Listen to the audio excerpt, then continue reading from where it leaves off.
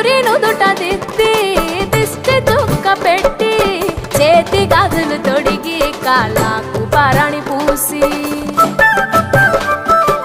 పూల పల్లకిలొచ్చి పెళ్లి పీటలెక్కి తలపైన ఒట్టు వేసి జీలకర్ర బెల్లం పెట్టి పుట్టింటి గడపను దాటి పెళ్లి కూతురు పెట్టింటి గడపలో అడుగు పెట్టే కోడలు ఒడి దుడుకులు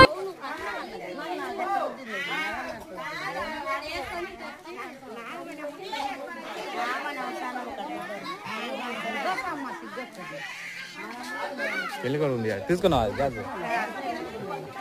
పెళ్లి కొడుకు